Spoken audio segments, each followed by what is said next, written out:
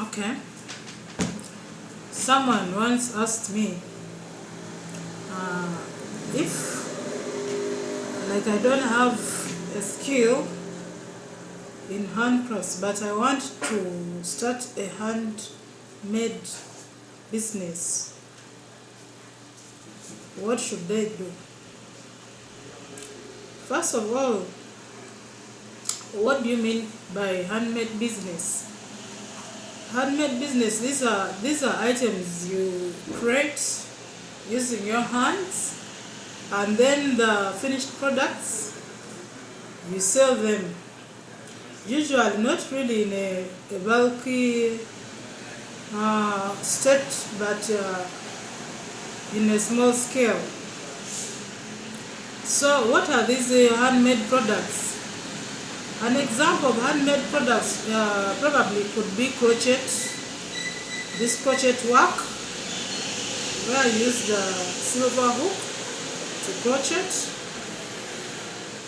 You can either make the capes or shawls or scarf like the one I'm wearing. This one I made it myself.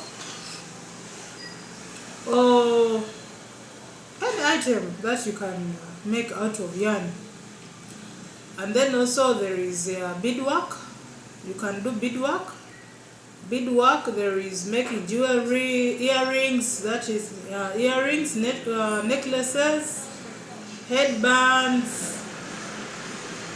You can even make bags out of the what? Out of the beads and other artworks. And then there is also recycling items. For instance, let us say maybe someone can use a car tire and transform them into shoes or sandals. You've seen many people wearing those craft sandals.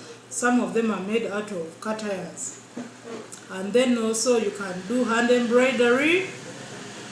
And embroidery is really something so beautiful that it consumes a lot of time, but you really need patience for it. But the pieces are really good to go. If you get the market for it, you can manage that business. Let me say, and many others. Now, first of all, before you start such a business, first know what is your interest in, where is your talent. Don't just base on what you've seen someone else doing, and because you see they've maybe made a niche for their products, and you just see also bump into that business. Along the way, you may realize that is really something which you are not passionate about. So find something where you have the talent, you have the interest, and you are passionate about that project. So after finding out your interests and your passion, so what is the next step to do? First, try to do research before actually you know how to get the skill. You first venture into the research market, find out where is really okay. Let us say, for instance, you want to make jewelry. I'll give that example because I make that one so much. You have to go and look at where is the market for these items. And where do they get those materials from? What kind of materials do I need to start making these products?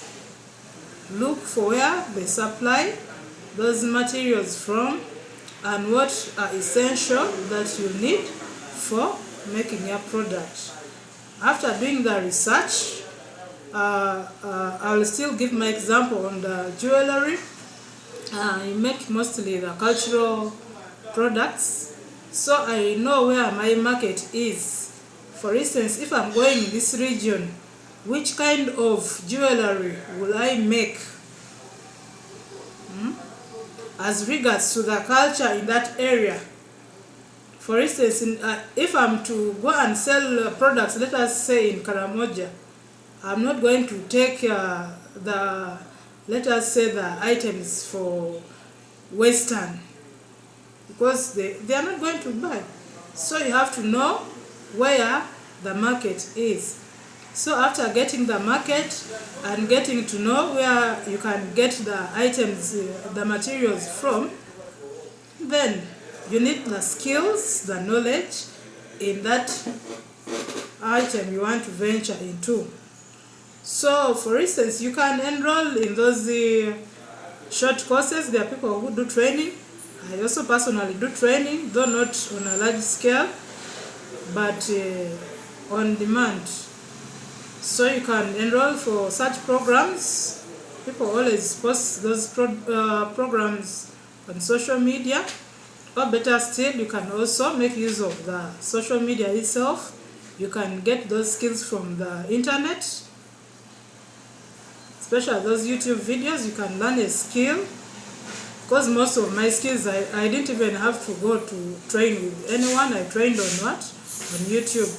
So most of these items I learned them on YouTube.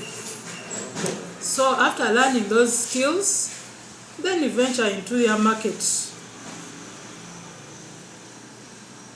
Venturing into the market, for instance, you may not need necessarily to have a shop, but you can start slowly by advertising your products to your acquaintances.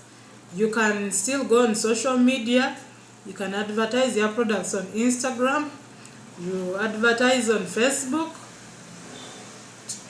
even TikTok itself. So that is where you can start, but make sure you are trustworthy.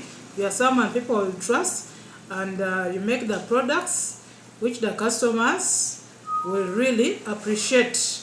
And to tell you the truth, for me, how I've been able to stay afloat in this business of jewelry, I've really created my market, whereby one customer refers another to my business. So I do have a shop, but I also have customers who just give me a call. We are having a function, we need these items for this, we need this color, and we need it by this time. So there I've already gotten my niche. So of course you also have to have customer care. Customer care is so important.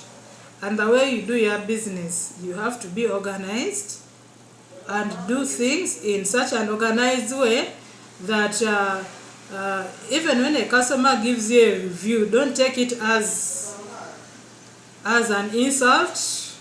Use that review to better yourself. Yeah, that is all I have for today. Thank you.